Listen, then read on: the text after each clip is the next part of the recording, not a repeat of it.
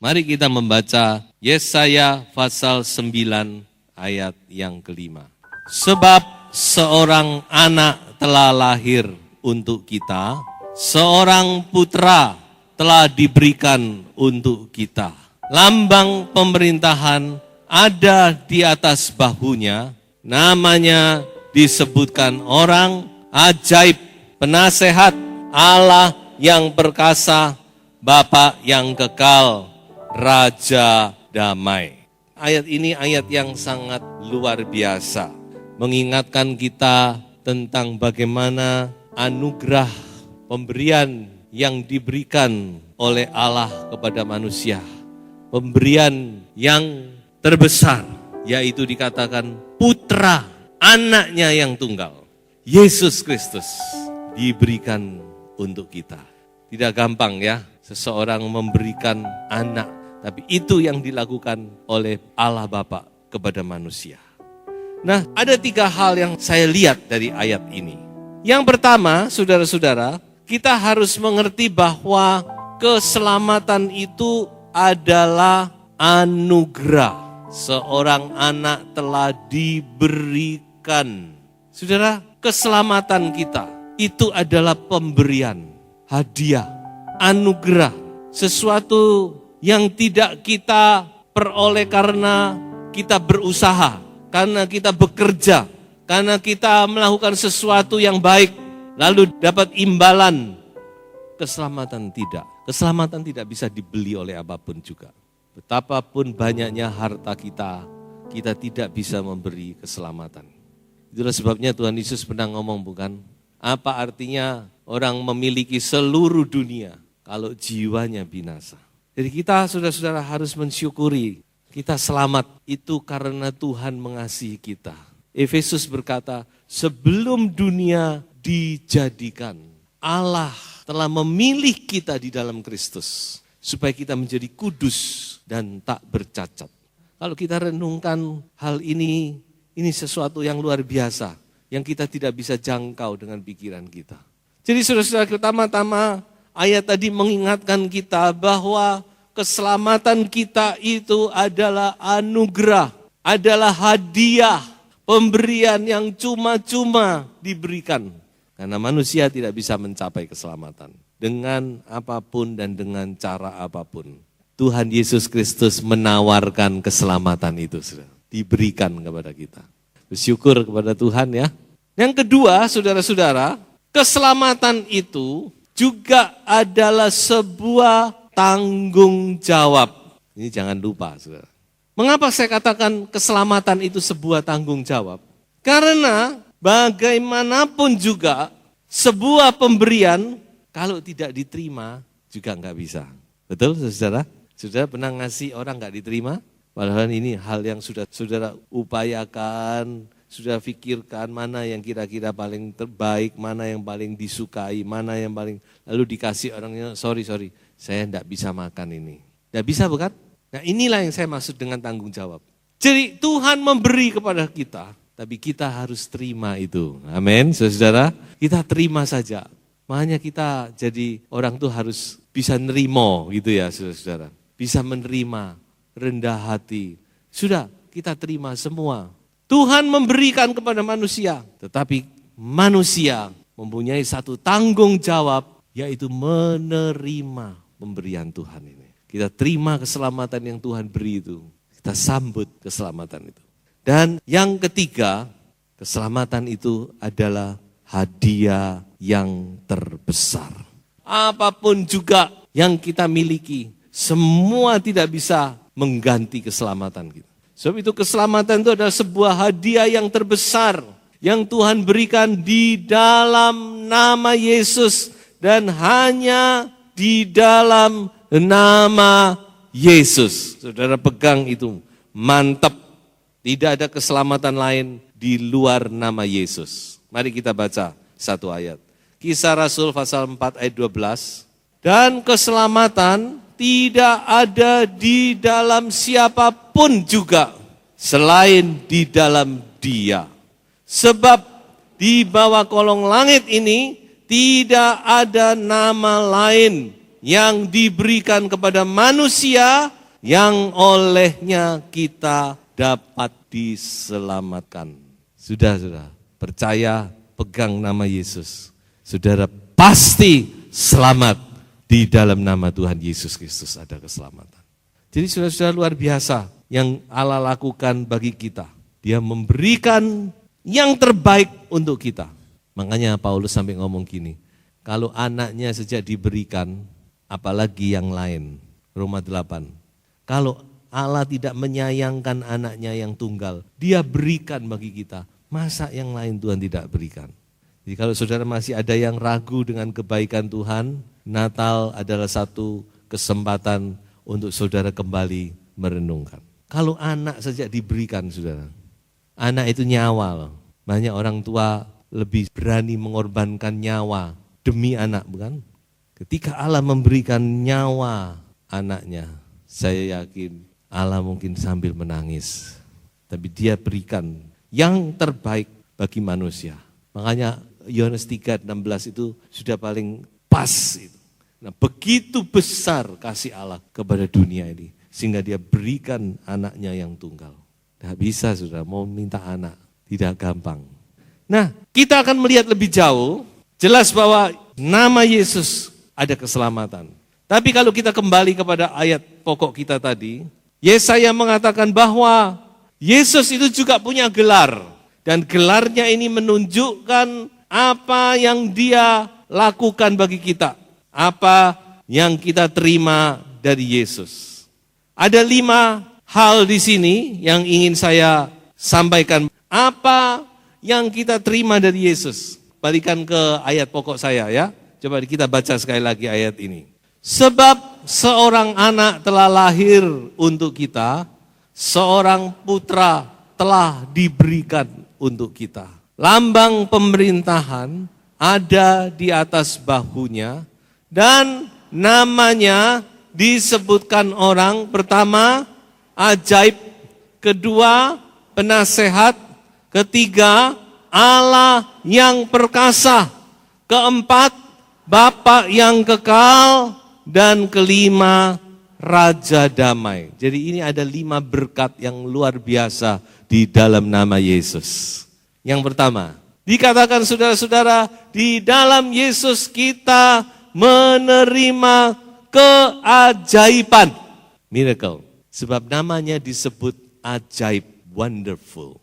Tapi juga punya arti miracle, mujizat. Nama itu mujizat. Saya ingat ketika orang tua Simpson diberitahu bahwa dia akan melahirkan Simpson, dia tanya, siapa namamu? Malaikat Tuhan tidak memberitahu karena masih rahasia, bukan? Nama Yesus itu kan baru dinyatakan di Matius. Tapi dia ngomong, bukankah nama itu ajaib? Saudara, nama Yesus itu nama yang ajaib. Amin, saudara-saudara.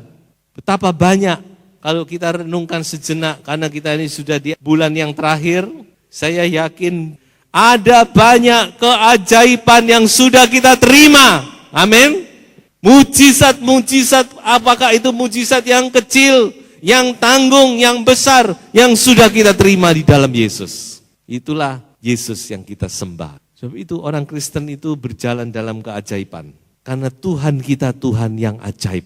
Dia adalah Allah pembuat mujizat. So itu di dalam nama Yesus kita menerima keajaiban. Hal-hal yang tidak pernah kita pikirkan, Tuhan akan nyatakan di dalam nama Tuhan Yesus Kristus. Kalau tahun ini kita sudah alami mujizat, percayalah tahun depan kita juga alami mujizat. Karena Yesus tetap sama. Pegang sudah nama ini. Karena nama ini ajaib. Coba kita baca 1 Korintus pasal 2 ayat yang ke-9.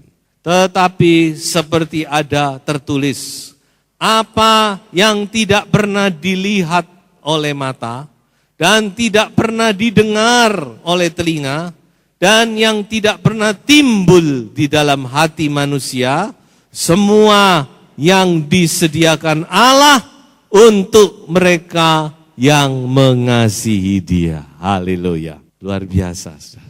Apa yang kita tidak pernah pikirkan. Memang sudah, kalau saya pikir-pikir ya, saya renung-renungkan banyak hal-hal yang Tuhan lakukan itu, kok bisa ya? Karena itu Tuhan kita adalah Tuhan yang ajaib. Amin, saudara. Namanya nama yang ajaib. Yang kedua, apa yang kita terima di dalam Yesus adalah nasihat atau bimbingan. Karena dikatakan namanya adalah penasehat yang ajaib. Haleluya. Tuhan kita juga adalah penasehat yang ajaib. Apa yang saudara butuhkan? Nasihat apa? Tuhan itu suka loh diajak konseling. Kita punya konselor yang ajaib, yaitu Yesus namanya. Dia adalah penasehat. Dia yang akan memberikan nasihat, bimbingan, tuntunan, pimpinan dalam hidup. Saudara, kata ini kalau kita lihat di dalam perjanjian baru, itu sejajar dengan kata parakletos. Itu artinya juga penasehat, counselor. Dan itu bicara tentang pribadi Roh Kudus yang Tuhan berikan kepada kita. Dia adalah membimbing kita, mengajar kita, menasehati kita. Itulah Roh Kudus. Roh Yesus Kristus yang Tuhan taruh dalam kehidupan kita adalah roh penasehat. Dia yang mengajarkan kita segala sesuatu, membimbing langkah kehidupan kita. Sebab itu kita bersyukur, kita tidak pernah ditinggalkan sendirian. Roh Kudus selalu menyertai kehidupan kita. Dan yang ketiga, saudara-saudara, yang kita terima dari Yesus adalah keperkasaan. Allah yang perkasa dikatakan. Allah yang maha kuasa, mighty God. Allah yang hebat. Kata ini dalam bahasa Ibrani dipakai kata El Gibor. Itu artinya adalah Allah yang perkasa. Dia Allah yang memberi kemenangan di dalam kita, bersama kita. Itulah Yesus Kristus Allah El Gibor. Dia memberi kemenangan dari musuh-musuh kita yang mungkin jauh lebih kuat dari kita. Kadang kita menghadapi masalah, persoalan yang di luar kemampuan kita. Musuh, tantangan yang di luar kemampuan kita untuk kita bisa menang. Tapi ingat bahwa saudara disertai dengan Allah yang maha kuasa. Di dalam nama Yesus ada kemenangan. Waktu Daud maju menyerang Goliat, dia berkata, kamu maju dengan kekuatan manusia, tapi aku maju di dalam nama Tuhan semesta alam. Dan dia menang. Cara manusia bukan tandingan Daud itu. Tapi karena dia mengandalkan nama itu. Nama yang berkuasa. Nama yang mempunyai kuasa yang dahsyat itu. Dalam nama Yesus. Maka dia mendapatkan kemenangan. So itu saudara andalkan nama Yesus. Saudara jangan pikir nama itu tidak berkuasa loh. Dalam menghadapi mara bahaya pun kita bisa memakai nama itu. Saya kebetulan kok lihat ada satu cuplikan film ya. Tapi ini adalah film sungguhan. Jadi diambil dari sebuah toko, kan toko itu ada pengamannya. Diperlihatkan di situ ada seorang pemilik toko wanita, dia sedang melayani seseorang, tiba-tiba ditodong. Ada perampok masuk dengan pistol, dia minta uang saat itu. Si ibu ini adalah orang Kristen dan dia berkata kepada perampok itu, di dalam nama Yesus aku perintahkan kamu keluar dari tokoku. Pertama perampok itu agak bingung saudara-saudara. Kok enggak dilawan dengan senjata, dilawan dengan enggak tahu bagaimana saudara ya. Tapi akhirnya perampok itu ngelewes pergi saudara. Hanya mengandalkan nama Yesus. Saya juga pernah alami dibobol perampok malam-malam saudara. Mau gimana? Enggak tahu kenapa saya juga bingung saudara, saya juga pakai nama. Dalam nama Yesus keluar engkau. Tapi ya mandi juga saudara-saudara ya. Enggak tahu gimana perampoknya tadinya sudah mau mendekati kita. Sambil bawa pisau itu. Tapi kok dari ketakutan? Saya enggak tahu karena apa. Yang pasti kita terlindung oleh nama itu. Ada kuasa di dalam nama Yesus. Ada keperkasaan. Saudara pakai nama itu dan saya percaya Tuhan akan mengadakan perlindungan. Yang keempat adalah kasih Bapa. Dia adalah Bapa yang kekal. Dunia ini adalah dunia yang krisis kasih Bapa. Tidak tahu bagaimana, saya juga tidak mengerti saudara-saudara. Tapi banyak kali bermasalah, ya ini tidak ada kasih Bapa. Makanya banyak masalah dalam kehidupan masyarakat ya. Anak bertumbuh tidak seimbang. Kita tahu banyak bapak di dunia ini tidak sempurna. Dan saya sendiri juga bukan bapak yang sempurna. Sangat terbatas. Tapi Yesus adalah bapak yang sempurna. Bahkan dia adalah bapak yang kekal. Bapak di dunia bisa mendampingi kita, tapi seringkali terbatas. Ada banyak orang yang tidak menerima kasih Bapa, tidak tahu gimana sih kasih Bapa itu. Tapi sudah tidak perlu kecewa dan putus asa. kita punya Bapa yang kekal di sorga. Setiap saat, saudara-saudara, kasih itu bisa dialirkan kepada kita. Jadi saudara-saudara, sebagai orang percaya, kita memiliki kasih Bapa itu lewat rohnya di dalam kita. Mari kita baca satu ayat di dalam Galatia pasal 4, ayat yang ke-6. Dan karena kamu adalah anak, maka Allah telah menyuruh roh anaknya ke dalam hati kita yang berseru, ya Aba, ya Bapa. Roh Kudus itu yang membuat kita mengenal kasih Bapa itu.